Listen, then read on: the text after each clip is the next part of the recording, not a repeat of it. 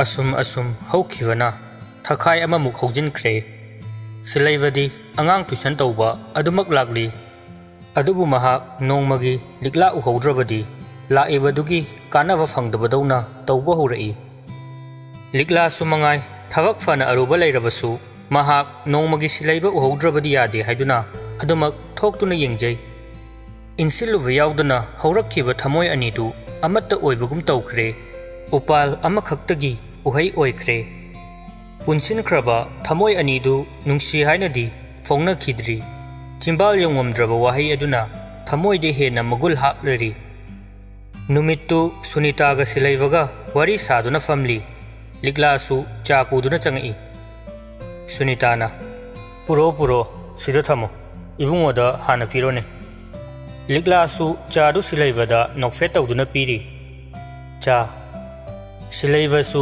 लिक्लादा ममित अदु फलब येंगलदुना नोफे तौदुना चादु लौरी सुनीताना खंगद्रे बुंगो तौरिसे नोय ककाना मरोल अमा आइदी Coke ngawbujani सिलैबना कका कैदरोगे हाइसि नमचा सुनीताना मखा तारई खंगदे बुंगो अंगांगसी येंसिनबिबजा नते युमदगा पाक लैबि पोते ठिकानी हाइदुना आदा दुम मागी बाबा चौगा पारगा कोइचत अदुम चलगा लै सिलैबना बाबा चौ हाइसिना सुनीताना हैमा नंगसु तरंगला एखोय थोइबिगी बाबानी नि हाइसे सिलैबना इहे आइदी बाबको ओइरुद्रे सुनीताना सेसे इंदोम चाहागे ऋषिगी बाबागा थोइबिगी बाबागा मचिन मनाउनी सिलैबना ओ आइदी ऋषिगी मचे पोकमिनबनेना दुम लैरिनी इंदोम चाना मचे अदुम हाइबदुदा सुनीताना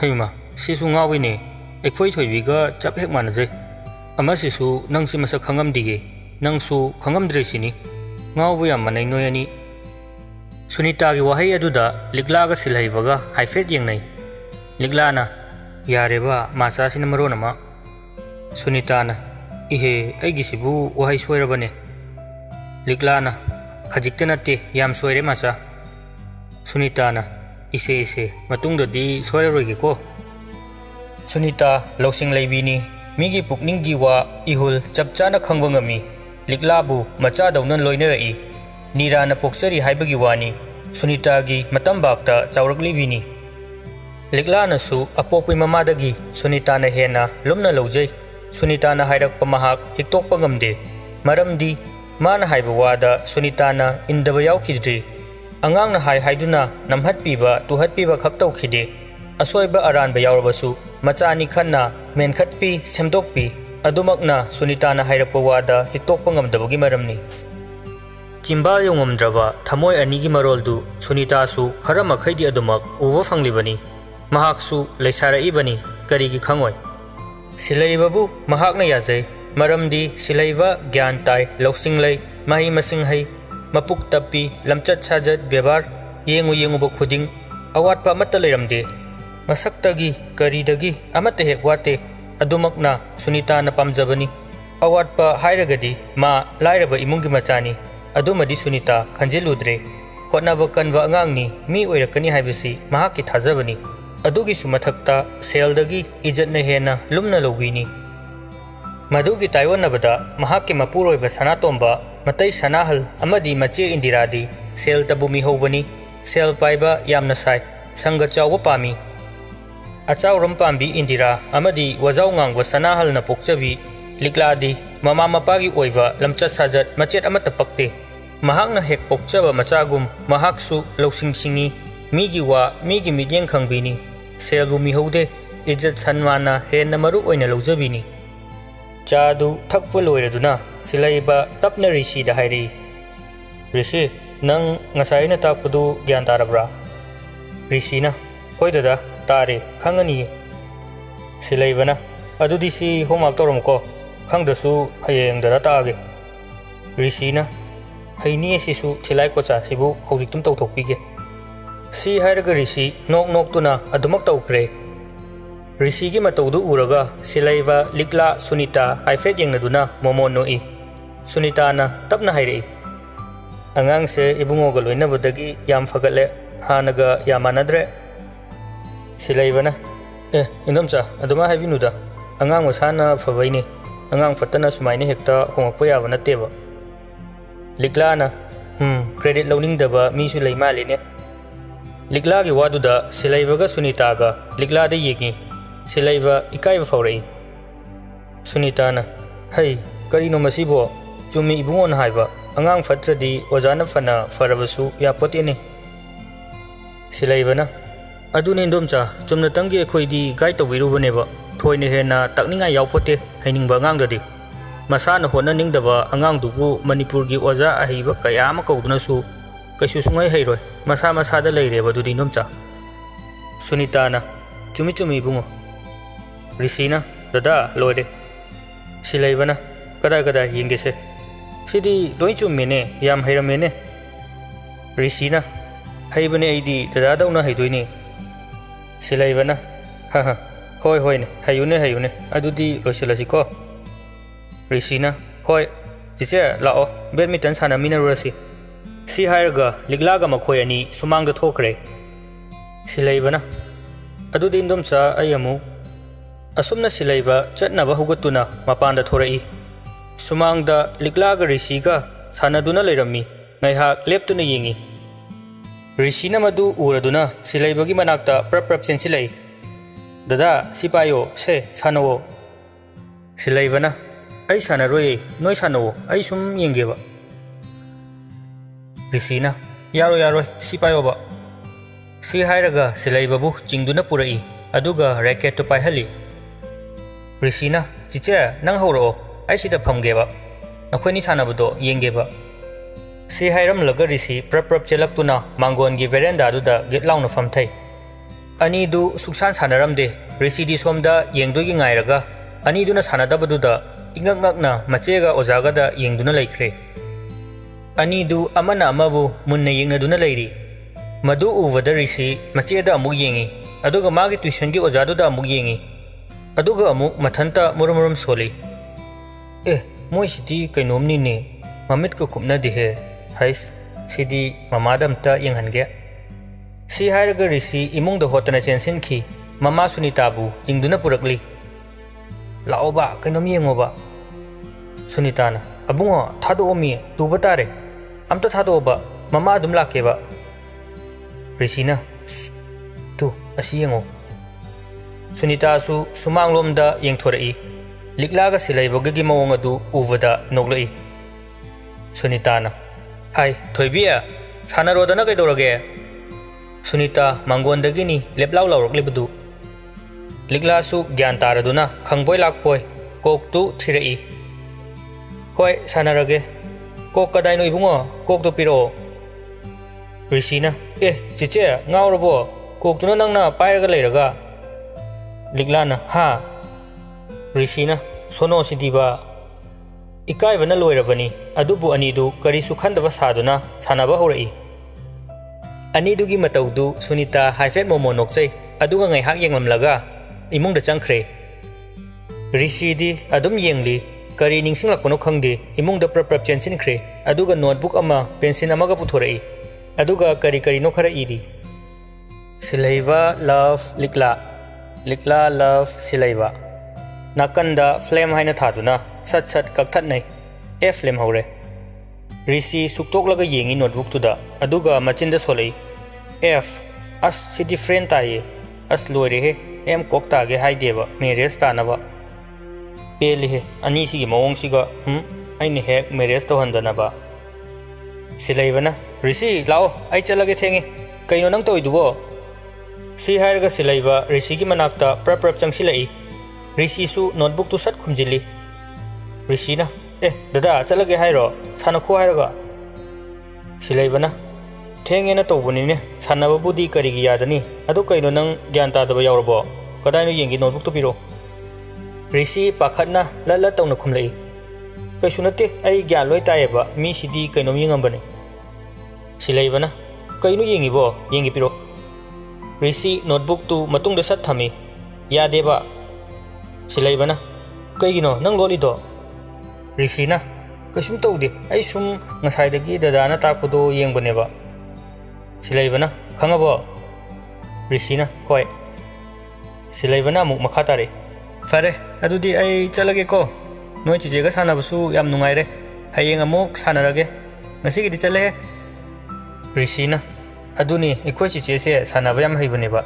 Yengna dana yam nungai bani. Angang na hairakpo oirabasu marau laina hairakpanina silaiva khajik ikai faurei. Ligla de somda silaiva chatkhraga angang hatke haiduna japyungna lepkhrabani. Silaiva wa makha taramdana ligla da haifet yenglamlaga chatkhre. Ligla rishi ki manakta prap chensilei. Angang nang sigera kaino banang haido. Rishi na kaino chiche ai kai harage. Ligla na hojiki do hojik haido. Rishi na kaidoroge do buche nang sanabada nungai bani haidubu aisu chiche ga sanabada nungai kaino. Ligla khumfam ama khangdre adu oirasu ikai khangboina ngamna bielei. Adu isu mi fatana khalamadi kamai tawniya aise laisabini khangaba. Rishina muk makhatare adu kaidorage dadasu pakhangni ngasai noi ani na yengnabado aisu loi khangeba. Ligla na kai yengnai nang sigera na chinthiba. Rishina aidi thijadabado chiche yengdabrane dadasu nangondi yengbado. Ligla khumfam khangde mamaidu hut lei mara leirubagi hongnabi wa thaidore. Hayengkhaidi hainuko lao horase. Ngasai makhai sanariba waridu silaiva gate marumdagi tarami nokfet tawraga cycle du thawraduna mahaksu thokre. Lambida ngasai tawkhriba mayamdu ningsing nokfet tawduna cycle du thawri mapukningdasu khalai. Magi mawongdubu tasengna isi nungsigiba jala natraga aigi saksida nokningdana tawri jalo. Nungsibadi mali adubu ingit amatasu piyaktaba. Aina sumabu nungsi haibagi ingit amatadi pikidri. Nupi mana kaman pirakni. Natti aibu fongdoklasirane. Amuk ahenba pamba chauram pamba amuk tadoi jala. Natraga adumak losinduna thamasira. Haire na khallo lairik tambiraga macheda nungsi hairubai tuition to ena amuk wa laudana. As sijagena fareda dugadi. Asumna mondrangda thauringai silaiba gari lakwa khangba nate. Gari dusu horn fana kuina pirakpani handok mandabduda laure. Oi siningabo takhayu haibro. Silaiba gyan khangta tarei mamaidu maningda haifet halaga yengai aduga matai oirapna cycle do amuk thawi. Gari adusu hengalaktuna silaibagi mamangda sat khamjili. Silaibasu brake sat fai madi tingak yengduna lairibani. Gari dudagi wang chawraba masama ufaba nupa ama kumtharaktuna silaibagi manakta changsilai. Silaibagi manak hek yaubaga chawraba khonjaw amaga loinana laktharei. Kari khuthauno ha lambi sida mangaga chalidu nang siningabo. Silaibana kaka ai ba ama ta hodre soikre. Sana tombana Kari soikre di kaino nang thajilora. Si hairaga chawraba khuchaw adu thangilai. Khutmakti tharamde silaiba maning khajik khalli. Sana tombana hayengkhai adumai tawnu khangaba yengo nangna aigi matam kya manghale aisi meeting aruba ma chalubani. Contractor na hojikmak thabak mafamda launa koroktana ai chatlibani. Asuk chilakan sida nangna moli aigi mangda ngasi oire hayengkhai di lambi chalikanda wakhal khanganu gyan taraba. Silaivana hoi si hairam laga sana tomba chatkre silaiva sor sangna hondorei aduga machinda tapna solei. Siramnida hojiki tapto kaino sono chunjalo borok mayam thidaramaga as gyan ga tajapoteda. Haina cycle du thauraduna mayum maikai pangdakle. Asumna matam khara hokre nongma college ta Japan ai asi nupi si masakse fajai he ekhoi college ta asumain fajaba nupi ga yawro nahangkai udena. Mangalna hoini taw masimadi fajai he anobu mali first sem kangbu oiramni ai like tawi.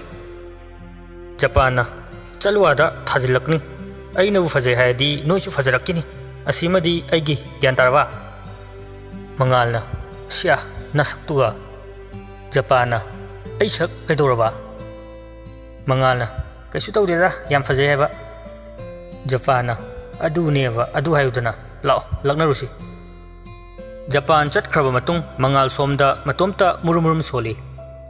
Masak nakainaga tilai khumbi akangba net khai khibagi sudek padu hek maladana nupi yamta uva yade tana doigiga koi doika अवोइब ताब सुंजु नत्तबा अमा मुकोय चगत चगत माग हेक्टिनरी खै से मीना फनाम त खलरoi दौन सी हायरगा मासु Japan की मतुंग इलई सोमदा लिगलागा ममानवी सनाथोइगा practical notebook sign तौहलुनी हाइदुना worry साना सानादुना लागली सनाथोइना लिगला मथंग प्रैक्टिकल क्लास तने अमुक्तंगा ताकपियु को आई ज्ञान ताद्रेबा सिगी एक्सपेरिमेंट से लिगलाना होय सारदसु हंगसे सनाथोइना टाइट्रेशन तौबगी ड्रॉप थादबदो आई हैतेबा जिरी हेक्ता ताखिने एंड पॉइंट दो पुमचाय एग्जाम दो कमाइन तौदुनो आई ज्ञान तादे लिगलाना सोनो सिदी तौरगा हैरकनिए सनाथोइना खंगदे आई पपेट चिंगबदुसु चिखलगा तौबदो आई कोका ngawe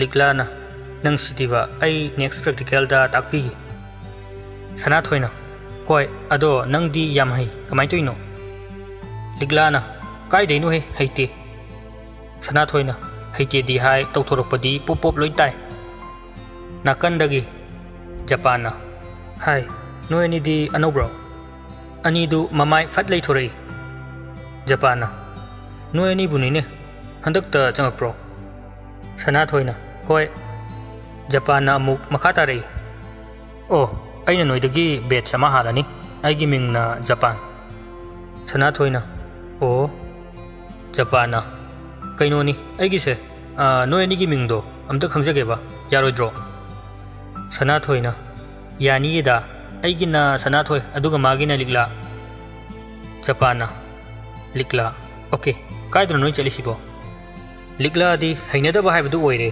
सनाथोइदा ओनसिलै मेम चटपना हारखनी खर कंचसे सनाथोइना होय दादा अदुदी अखोय अमुक चलुखिगे जापान होय होय अइसु लेहौरे हे लिगला मिंगा सक्का चाने हे नंगुदी आइगी ओइरनी खोंजेलना खोइथुमनरिबा थमोइगा लोइना चाइरे तौरिसे मंगालसु जापान लैरिबा अदोमदी औसिलै करी चोइरोल नो अदुना जापान ममिंगा सक्का याम चाने मंगालना ममिंगबु कई कौगे जापान लिगला तरु तरुबा थमोइबु इंहनबा लिगला मंगालना फज्जरे है मिंग फाउदे जापान अमुक मखातारे कांदिलो असि थोरकपा ngaइरुसि ngasiदी मयुम खंगदोइनी आई थिनबिदोइनी सी हायरगा अमुक प्रप चटख्रे मंगाल दी सोमदा मथवाक फुरग लेहौरी हरे हरे सक्सिगा हाउखिद्रेदा जापानी बुंगो नंगसी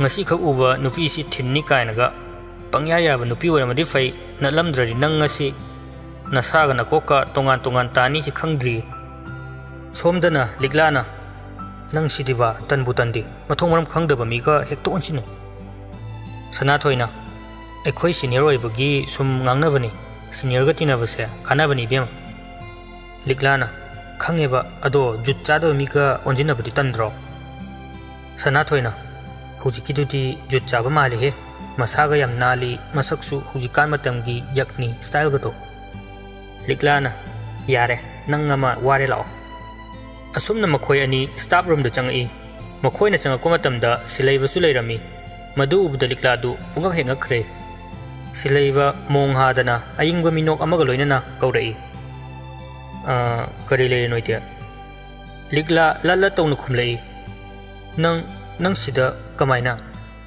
सिलैबा अमुकसु नोकफेट तौदुनु खुमलई अइसु सिदा तमे नोइदगिदे अइना बेट समा हलामनी लिगलाना ओ सिलैबना अमुक मखा तारई करी लेरगे प्रैक्टिकल की साइन तौहनगे हाइरो होय मैम सनातोंबी लेखिब्रो मागी कादा लेखिबनी चंगो चंगो असुमना मखोय अनि नोटबुक तु थनमगा थोरई सनाथोइना वरी हौरई सनाथोइना लिगला नंग हुजिकि नुपादु खंगनब्रो लिगलाना अखोय अबुंगोगी ट्यूशन तौबिबनी माना सनाथोइना अया मसक्तो याम फजै हाइबा चिंग याम लेमे ममिंग कई कौगे लिगलाना सिलैबा 12 तगा पोजीशन यावे हाइबनी सनाथोइना अमुक ही गटखै मखा तारे यौरमनी मसक्तो यादेबा अस ngaweमी लिगलाना ए सनाथोइना फागी नति सोनो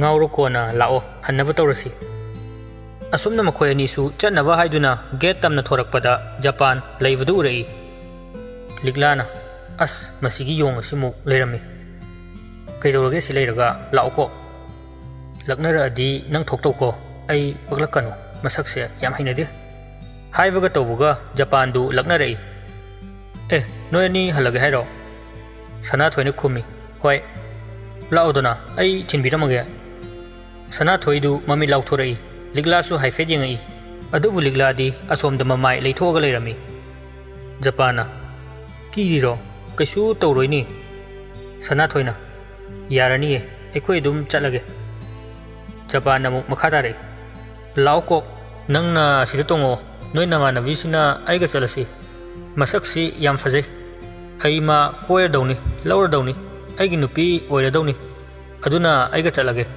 lao lao hai darling lao ngasai makai tumina leiramba ligla du Japan gi wadu da ping lawrei aduga khumlei kayo noi khalise ekhoi se pangya yaba oin urabo nang namitu da ngasi khak thengnaraga nangna khali dubu kaino nang nasana nasase karamba mino takchare aduk chawkhattaba sana thoi chasilao asigumba thauleitaba miga onsinarwa hunade si hairaga ligla sana thoi bu chingduna khongka amani thangba howi Japan na amuk khanglaw lawrei oi nang aiko nang yam phawbro loisilo swaida nasak fajeina pongiro nang nungsibai habi wani harauge di haide ligla thanglambu khongthangdu chaplepi mamaidu tapna amuk leisilei nungsiba nupida karamna nungsi haigani haibdo hana tambikho nungsi kainaga panghaida hairaga nungsirakadawa nate hoi nangi nasakna to nangi style nature gap aduda nupi kaya amadi kelamgani adumagna nang ngasi nangi attitude to aigi mafamda uthorakpani aduga simasu khangjilu nangi dugumba nature duda kengadawa ligla natte haibs Japan amuk makhatarei ai sidi fazana fawine masak fazai matik pongini nafal ga tawini itaw sibu nokning draiba mamanaba mayam duda onsin duna karemna dei hai simadi haivige watona wanga kwakna famdi haibadu kawganu fazariba nasak tu nasagi naral oirabani nang tade ha kali jukta sak fajarubasi papni kaina haise nang tade nanado pangbro ligla sauna hairei somna pambirisi kaino Japana ai buru haise ai di nang pami nang boigi nupi oiba kyan tarabo liglana he mister mafam si college ni aina nangbu mayam mamang sida laurdi nang fazafam leiro nang lemna chatkhiwana fani Japan amukasu karemna na hairei fazafam leiti khangadudi koklaudana chalasiya matamdu manghalanu ekhoi mamana nangbu ngairamani lao nane po unaru lao chalasi imagi mamau nungsibi liglana mi usittaba karemna base nangi sajat oiramni hoi fare nasagi heavy ni hairage okay adubu nupida thoi usittabadi tawganu nahaki imado nupi ne havsi som kawira male nang aina laudringaida yam thuna chathoro aduna nangi afawa oini Japan amuk hahayo nangna laudoiba aina kidana tuminna chatoiba laurone amuktabu chengeba laurose kana kana lege aibu mutakan biona laurone Japan gi karem kathaina ba mawong duda ligla asaw basum sum hengalaklammi Japan amuka so haire oi nang law khong torosu kana su karisu tawunga moi khangaba ligla sawuna masadu thak thak niklabani sana thoidi mihul gadu lawai da hunkhre sor saning chamang tadrabani Japana oi sak fajavi haivi ge tajo mafam sida college sida sida nate Manipur sida aina apamba tawada thingadaba leite khangaba chalo lawning ba lawrso nang hojik farga lawro ha kanana kanbidorige kanana thingdoino kanana thingdorige tunglomdagi nupa amana lawrai aina thingani makhoi loinamak khonjel adugi maikaida midyeng thamlai ligla sonthangna na hairei silaiva Japan du ligla da haifet ingamlaga silaiva gi manakta prap changsilai oi nang kanano silaiva mong hadana tapna hairei ai silaiva Japan amuk makhatarei nangna karina tikleidana ai thingadoribano Silaiva mong hadana adumak kumlei. Ay kaisu itik leijade. Nang mafam si thadok thuna chat khor chalo. Aina chatrabadi. Japan khajik ngakku fawi adubu makha tana hairi. Kai gi chaloi awafam da taningdradi yam thuna chalho. Natrabadi nang Silaivana phathalai. Natrabadi ai funi sira. Japan na yes correct. Aduna chalo. Silaiva tapna dum khumai. Aisu mi fuwai. Japan do mamit mana sangtorai. Silaiva da khani inglai aduga laurai. Mi se fazana usitrene ha. Nang ai kanana masa khangra. Silaiva di mong hadana adumak khumli. Khangje debu. Japan na makhatare. Ai gi ming Japan ko bugi maram haige tako.